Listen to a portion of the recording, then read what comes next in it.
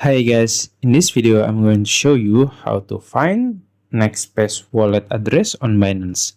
As you know, Nexpace just got listed on Binance and you can transfer your Nexpace from your wallet to your Binance account. It's very easy.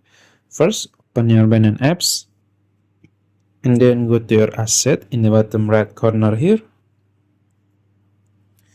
And then as you can see, there is advanced button. You can click it. Then you can choose on-chain deposit. Then you can search Nxpc. Click this one. Then you can choose the network. I will choose BNB Smart Chain. And this is your Nexpace wallet address. You can copy it or scan it. That's it. If you found this video helpful, please like this video and subscribe to my channel. Thank you.